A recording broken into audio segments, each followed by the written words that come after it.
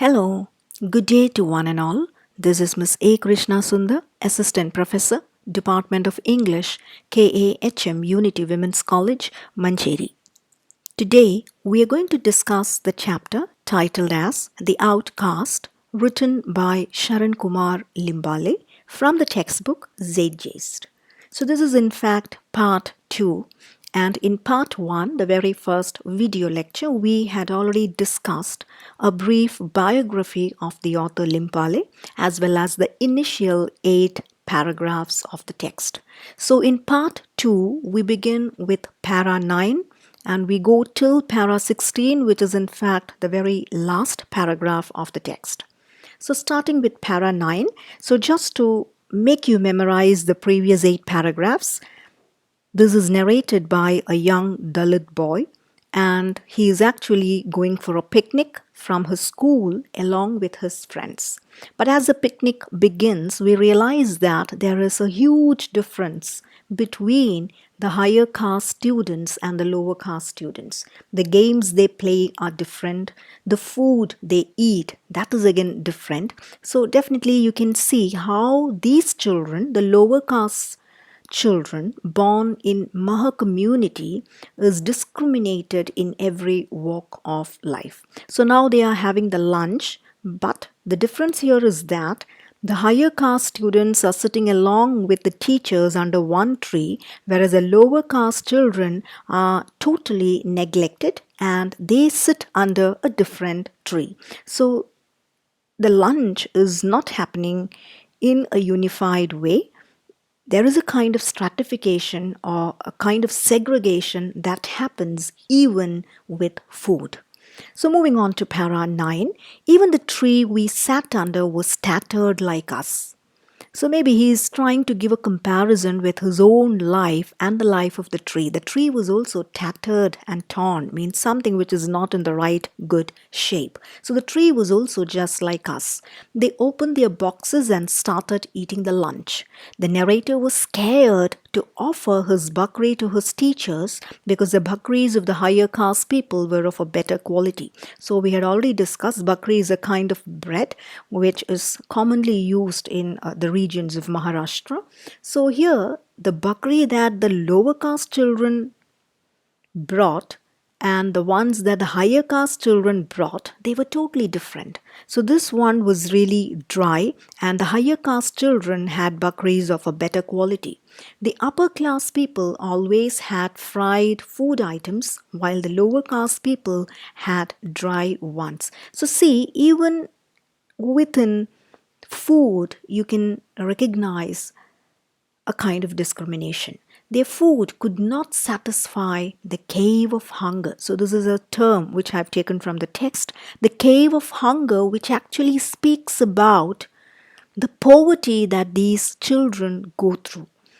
Because both their parents would be working, they would be doing some menial jobs, and there would be a number of people within one family, maybe so many children. So they won't be having enough food to satisfy all the members within the family. So discrimination in every walk of life. This is what you can see when they open their lunch boxes. So moving on to para 10, my stomach was like a way to the graveyard that continuously swallows the dead. So see, it's a very beautiful comparison, but at the same time, it's a scary kind of comparison.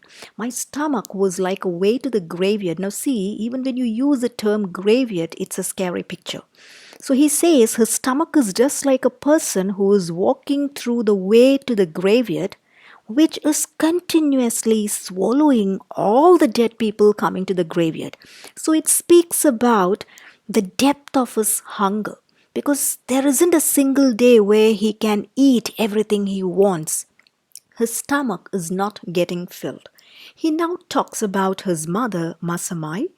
There seems to be a gizzard in your stomach. Now this is what his mother used to tell him. Now gizzard is actually that part of the stomach which performs the grinding duty. It grinds the food. So here his mother tells him, it looks like there is a specific gizzard in your stomach and that is why you are always hungry. He was always half fed. His hunger never subsided. So it's a very pathetic situation where these children are not even getting enough food to eat. So, how they suffered from utter poverty is portrayed here. So, moving on to para 11, the higher caste girls from the very same village offered them food. But see, even when they are offering food, they are very careful not to touch them because these boys are untouchables. But the thought that they would see his lunch made him upset and he was ashamed and felt guilty eating it. So you can see a child's psychology is always different because a child worries for so many things which an adult might not worry about. So here it's a very small mind that he holds because he is a child and he feels ashamed for the other girls looking at his lunch because there is nothing specific in his lunch box. Moving on to para 12, the higher caste girls and boys were now eating together. They were chatting, and these boys looked at them like owls watching them. So just look at the expression. Now, they were looking at them not just because of the food they had. There are lots of differences between these two groups. The teachers are more friendly with the higher caste children. The teachers sit with them, the teachers touch them because the teachers also belong to the higher caste community. So these boys from the Meher group, they are completely neglected. So how they felt ashamed of their own condition.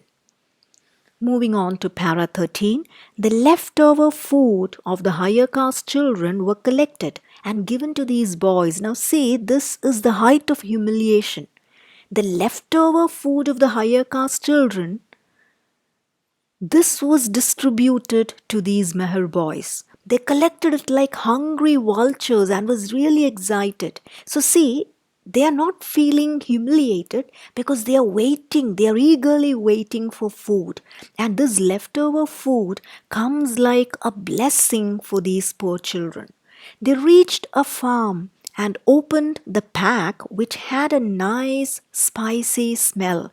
So this is something which they have never experienced, and because of that they are very excited and they are very happy. They sat under a tree and started eating it greedily. Our stomachs were as greedy as a beggar's sack. So see, look at the expressions used again.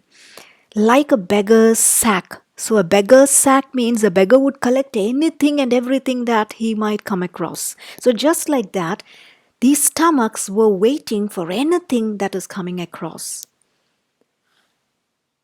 He thus got back home and narrated the whole story to his mother, and she replied. So just like any other boy or any other school-going girl, he narrated the entire story to his mother when he came back. And look at the mother's reply. Why didn't you get at least a small portion of it for me? Leftover food is nectar. So look at the reply given by the mother. The mother is asking a question to her son. Why didn't you bring at least a small portion of it for me? Leftover food is nectar, which means leftover food is divine, because that is the only way through which these people can experience some food which is of a little bit of quality. Her words made him shiver and he was very sad. So it was only when the mother told us that he thought about that. He never thought about his mother when he opened the packet and completely ate it. So now when the mother replies, he feels very bad about it.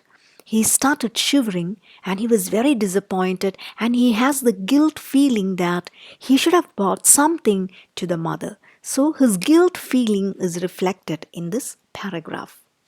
The next day he went to school, so back to school, and the teacher asked them to write an essay about the previous day's picnic. So this is a usual practice, specifically in school days. As you can see, when you go for a program or when you go for a picnic, the teacher will either ask you to narrate it or sometimes they will ask you to write it as an essay. So similarly here, the teacher is asking them to write their experience about the picnic as an essay. When the other children started writing, the narrator was worried because he was not having any specific points to write. Now, coming to the last paragraph, when the teacher noticed him doing nothing, he became angry. He called him a son of a bitch and abused him.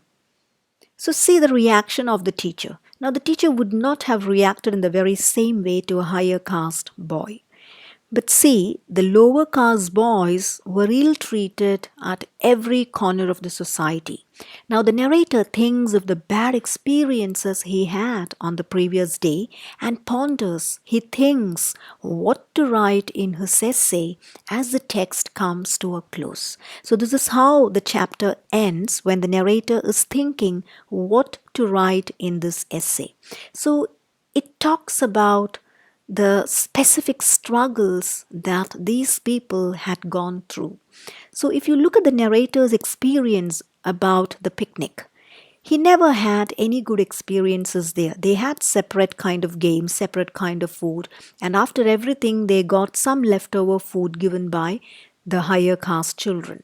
So apart from this, there is nothing which makes him happy when he thinks about the picnic.